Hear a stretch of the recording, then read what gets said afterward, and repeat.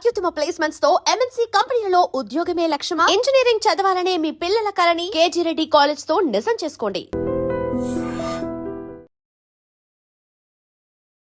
Okay Rohin Reddy గారు, మేము కూడా లీగల్ గా చట్టపరంగా ఏడికి పోవాలో ఆడదాకపోతాం.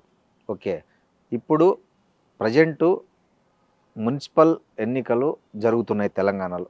కాంగ్రెస్ పార్టీకి ఈ రోజు జరుగుతున్నాయి కాబట్టి ఎన్ని సీట్లు, ఎన్ని మేయర్ స్థానాలు వస్తాయని మీరు అనుకుంటున్నారు? కంప్లీట్ స్వీప్ చేస్తాం 100%. ఎక్కడ కానీ 100% వస్తుంది, స్వీప్ చేస్తాం.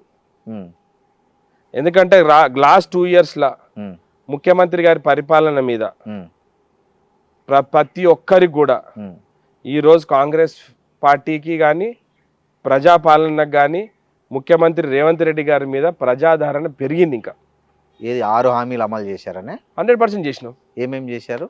ఇప్పుడు మహిళలకు ఫ్రీ బస్ ఇచ్చినామా? ఓకే. 500 రూపాయలకు సిలిండర్ ఇస్తున్నామా? 2. మీకు రైతు రుణమాఫీ చేసినామా? ఇప్పుడు పడిందా ఈ సంవత్సరం? రుణమాఫీ చెప్పాను, 22,000 కోట్లు రుణమాఫీ చేసినామా? రైతు భరోసా ఒకటి ఇచ్చినా మళ్ళీ ఇప్పుడు ఇస్తారా? ఇది చాలా లేట్ అయినట్టుంది. ఇస్తారు. ఆయన జీతాలు ఇవ్వకపోతుండే, ఓకే, ఆయన జీతాలే మీకు ఇన్స్టాల్మెంట్ మీద ఇస్తుండే, నెలకు రావాల్సిన జీతాలు ఇవ్వకపోతుండే. ఆర్థికంగా రాష్ట్రాన్ని మొత్తం కూడా పాతాళ లోకాలు దొక్కిండు గత ముఖ్యమంత్రి. ఈ రోజు మీరు రాష్ట్రంలో ఏ గవర్నమెంట్ ఎంప్లాయీ నన్ను అడగండి, ఫస్ట్ రోజు వాళ్ళ అకౌంట్లో జీతాలు పడుతున్నాయి అనేది అడగండి. లాస్ట్ టైం ఇన్స్టాల్మెంట్లో వచ్చేటి మీరు అడగండి. అలానే నేను చెప్పాల్సిన అవసరం లేదు, మీకు తెలుసు కదా. ఈ రోజు అయితే పక్కాగా వస్తున్నాయా? ఈ రోజు రైతు బంధు వేస్తున్నాడు, ఒక 10 రోజులు అటు ఇటు అవుతుండొచ్చు, కానీ బరాబర్ వేస్తాడు. ఓకే, అది వేస్తున్నాడా? తర్వాత మీకు సన్నాలకు బోనస్ ఇస్తుండే 500 రూపాయలు. మొన్న రాలేదు, అడగండి మీరు ఎవరినన్నా, మీరు ఎవరినన్నా కనుకోండి. మీరు యూరియా సార్ మీరు కూడా ఇంత సీనియర్ అయి ఉండి మీరు కూడా ఇట్లా మాట్లాడితే నేను చూశానండి.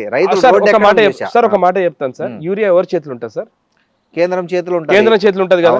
కేంద్రంకి వెళ్ళి వచ్చిన తర్వాత కేంద్రంకి వెళ్ళి వచ్చిన తర్వాత state government role is only a courier service. అది సరిగా లేదనే కదా రోడ్ సర్వీస్. ఇప్పుడు మీరు ఏం చేయాలంటే 100 మంది రైతులు ఉంటే 1000 బస్తాలు కావాలంటే మీరు ఇండెంట్ పెట్టుకోవాలి. సార్ ఇండెంట్ 3 సార్లు పెట్టినాం. ముఖ్యమంత్రి గారు స్వయాన పోయి 3 సార్లు కలిసిండు కేంద్ర మంత్రిని. కలిసినా గానీ వాళ్ళకు ఇప్పుడు మన దగ్గర యూరియా అనేది బయట కంట్రీ నుంచి రావాలి. అవును. సో ఈసారి బయట కంట్రీ నుంచి ఇండియాకి రావడమే షార్టేజ్ ఉన్నది. కానీ మిగతా రాష్ట్రాల్లో లేదు కదా. ఎక్కడ ఉన్నది? ప్రతి దగ్గర ఉన్నది. ఎక్కడ? ఏపీలో కనపడలేదు. 100% ఉండే సార్ ప్రతి సరే, మీరు ఇండెంట్ పెట్టిండేదైనా రైతులకు చూపించారా? 100% సార్, అది పబ్లిక్ డొమైన్ ఉన్నది. మీరు ఆర్టీఐ డొమైన్ కాదండి, మీరు యాజ్ ఏ పార్టీ లీడర్. మేము ఢిల్లీకి పోయిన ప్రతిసారి రిప్రజెంటేషన్ ఇచ్చింది, ప్రతిసారి రిప్రజెంటేషన్ ఉంది. చెప్పలేకపోయారే రైతులకు, బాబు ఇది మన చేతిలో లేదు, ఒక మాట చెప్పాను, ఇది కేంద్రం ఇస్తే మేము మీకు ఇస్తాము అని మీరు చెప్పుకోలేక రైతుల్లో చాలా ఒక వ్యతిరేకత పెంచే విధంగా ప్రచారం జరిగింది. మాట చెప్తా, కిషన్ రెడ్డి కేంద్ర మంత్రి, బండి సంజయ్ కేంద్ర మంత్రి ఉన్నాడు. టిఆర్ఎస్ వాళ్ళు ఎవరి మీద పోయి పోరాటం చేయాలి? జనరల్ గా ఎవరైనా రాష్ట్ర ప్రభుత్వాన్ని అడిగిన రాష్ట్ర ప్రభుత్వం బరాబర్ ముఖ్యమంత్రి గారు కానీ మా అగ్రికల్చర్ మినిస్టర్ గారు బాగా చెప్తా చెప్పిండ్రు, ప్రెస్ కాన్ఫరెన్స్ చెప్పి తుమ్మల నాగేశ్వరరావు గారు చెప్పిండ్రు, కేంద్రం నుంచి వస్తలేదు, వచ్చిందంటే మేము డిస్ట్రిబ్యూట్ చేస్తున్నామని. ఇది కొనుక్కొని మన గోడౌన్లో స్టోర్ చేసుకునేది కాదు కదా సార్. సెంట్రల్ గవర్నమెంట్ నుంచి వచ్చింది మన స్టేట్ గవర్నమెంట్ కి ఇచ్చేస్తాం. మన స్టేట్ గవర్నమెంట్ కి రాగానే స్టేట్ గవర్నమెంట్ డైరెక్ట్ డిస్ట్రిబ్యూట్ చేస్తుంది. అవును. సో దాంట్లో state government role is very minimal. Central government నుంచి ఇవ్వకపోతే మనం సెంట్రల్ గవర్నమెంట్ పోరాటం చేసి దేశంలో అత్యధికంగా మేము యూరియా తీసుకురాగలిగినాం. లాస్ట్ కి 10 సార్లు ముఖ్యమంత్రి గారు ఢిల్లీకి పోయినరు, కలిసిండ్రు, ప్రధానమంత్రిని కలిసిండ్రు, కేంద్ర మంత్రి అగ్రికల్చర్ మినిస్టర్ ని కలిసి 3 సార్లు కలిసిండ్రు. రాహుల్ గాంధీ కంటే ప్రధానమంత్రిని ఎక్కువ కలిసాడు రేవంత్ రెడ్డి, కేంద్ర మంత్రులను ఎక్కువ. అవును సార్, రాష్ట్రం నడవాలంటే మరి ముఖ్యమంత్రి ప్రధానమంత్రినే కలిసాడు కదా, నడ్డానైతే కలవలే కదా. మేము ఎవరిని కలిసినాం? ఒక ముఖ్యమంత్రి ప్రధానమంత్రిని కలిసిండు. ముఖ్యమంత్రి పోయి వాళ్ళ పార్టీ అధికార ప్రతినిధినో లేకపోతే వాళ్ళ బీజేపీ జాతీయ అధ్యక్షుని అయితే కలవలే కదా. మేము ఓ ప్రధానమంత్రిని కలవకపోతే మనకు రాష్ట్రానికి రావాల్సిన ఎన్నికలు వస్తాయి. రాష్ట్రాన్ని భ్రష్టు పట్టించిండు. ఈరోజు 8 లక్షల కోట్లు అప్పు చేసిండు. మన మిగులు బడ్జెట్ ఉండే దాన్ని తీసుకపోయి 8 లక్షల కోట్లు అప్పు చేసిండు. అప్పు భారాన్ని తగ్గించుకుంటూ ఒక్కొక్క బెనిఫిషియరీ స్కీమ్ ప్రజలకు తీసుకుపోయి ఇస్తుందా లేదా? ఈరోజు మీరు చూడండి, హైదరాబాద్ని ఎంత బ్యూటిఫుల్గా డెవలప్ చేస్తున్నాడు. ఒకటి. ఏది స్మార్ట్ సిటీ పెట్టా? అవును, ఆ ఫ్యూచర్ సిటీ పెడుతున్నాడు ఇప్పుడు. ఫ్యూచర్ సిటీ పెట్టి మనకు ఇప్పుడు సిటీ అంతా క్లస్టర్ లెక్క అయిపోయి ట్రాఫిక్ జామ్లు అయిపోయి ఎంత ఘోరంగా తయారైంది హైదరాబాదు. సో ఒక కొత్త సిటీ అవసరం ఉంది. ఆ రోజు హైదరాబాద్ ఉన్నప్పుడు అప్పుడు హైటెక్ సిటీ ఎందుకు కట్టుకున్నాం మనం? సిటీ ఎక్స్పాండ్ అవుతున్నది, మనం కూడా మెట్రోపాలిటన్ సిటీలో బతకాలే. ఈరోజు ముంబై, ఢిల్లీ అంటున్నాం, మేము పోటీ పడుతు ముఖ్యమంత్రి గారు పదే పదే చెప్తున్నాడు, నేను న్యూయార్క్ తోటి, టోక్యో తోటి, జపాన్ తోటి పోటీ పడతాను అంటున్నాడు. కేసీఆర్ లేక నేను కరీంనగర్ని టర్కీ చేస్తా, హైదరాబాద్ని ఇస్తాంబుల్ చేస్తా, లేకపోతే డాలస్ చేస్తా అని చెప్పి దొంగ మాటలు మాట్లాడతలేడు కదా. కేసీఆర్ గారు అన్నప్పుడు మీరు ఎందుకు అడగలేదు అప్పుడు 10 ఏళ్ళ నుంచి? మీరు న్యూయార్క్ చేస్తానో, డల్లాస్ చేస్తానో, టర్కీ చేస్తానో, ఇస్తాంబుల్ చేస్తామని ఎందుకు కేసీఆర్ చెప్పింది కదా, ప్రజలైతే అడగలే కదా. అందుకే కదా ఓడించింది ప్రజలు. మరి 10 సంవత్సరాల తర్వాత మేము చెప్పింది చేస్తున్నాం కాబట్టి ముఖ్యమంత్రి గారి మీద మీరు పార్లమెంట్ ఎలక్షన్స్లో మేము చూడండి 3 సీట్లకి 8 సీట్లకైనాం, 2 బై ఎలక్షన్స్ గెలిచినాం, ఎమ్మెల్సీ సీట్లు గెలిచినాం, గ్రామ పంచాయతీలు మీరు ఎలక్షన్లో చూడండి, జిహెచ్ఎంసీ కూడా గెలుస్తున్నాం, 100% గెలుస్తాం, పక్కా 100% గెలుస్తాం. మీరు మున్సిపాలిటీ ఎలక్షన్ చూడండి. కాదండి, గెలవకపోతే మీరు గెలిచినాక చెప్తాం కదా. అంతేనా? 100%. ఓకే. అయితే గెలవకపోతే ఏమన్నా శబ్దం ఉందా? ఏమి శబ్దాలు, మేము అట్లా అలా లెక్క శబ్దాలు పెట్టాము. వాళ్ళు రెఫరెండం అని 3 సార్లు అడిగినరు. ఆ 3 సార్లు రెఫరెండంకి ఏందో జవాబు ఇచ్చినాము. మేము గెలుచుకుంటూ పోతామండి. ప్రజలు మా మీద నమ్మకం ఉంది, ముఖ్యమంత్రి గారి మీద నమ్మకం ఉంది, కాంగ్రెస్ పార్టీ మీద నమ్మకం ఉంది.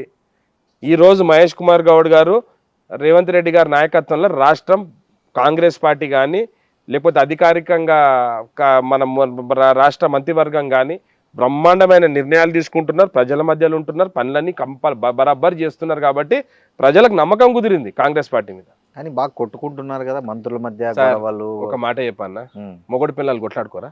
మొగుడు పిల్లలు వేరు, ప్రభుత్వం వేరు కదా. ఒక మాట, చిన్నగా మనస్పర్ధలు ఉన్నప్పుడు డిఫరెన్స్ ఆఫ్ ఒపీనియన్ ఉంటుంది. ఇది చేస్తే బాగుంటుంది అని అంటే కాదు, ఇట్లా చేస్తే బాగుంటుంది అంటే దాన్ని కొట్లాడుతా అంటే ఎట్లయితుందండి? ఇప్పుడు మీకు ఒక అభిప్రాయం ఉంటుంది, నాకు ఒక అభిప్రాయం ఉంటుంది, డిస్కషన్ తోటే కదా బయటికి వచ్చేటిది. అది 4 గోడల మధ్య. ఇప్పుడు వాళ్ళ లెక్క అప్పుడు ఆయన ఓవర్ మాట వినకపోయేదా? మొనార్కు దొరల పాలన దొరల ముందు వాళ్ళని మాట్లాడినరా? అయ్యా అయ్యా అయ్యా అయ్యా అయ్యా సార్ సార్ సార్ అనుకుంటే నడిపించారు 10 సంవత్సరాలు. అందుకే రాష్ట్రం ఇట్లా అయింది. రేవంత్ రెడ్డి గారి దగ్గర ప్రతి ఒక్కరు కూడా వాళ్ళు స్వేచ్ఛ ఉంది, ఏదైనా చెప్పగలుగుతామని. అందుకే రాష్ట్రం బ్రహ్మాండంగా నడుస్తున్నది. సార్ ఇట్లా కాదు సార్ ఇట్లా చేయండి అంటే రేవంత్ రెడ్డి గారు వింటారు. పాత గవర్నమెంట్లో ఎవరు విన్నారండి? అసెంబ్లీలో అపోజిషన్ మాట్లాడితే తీసి సస్పెండ్ చేసిండు.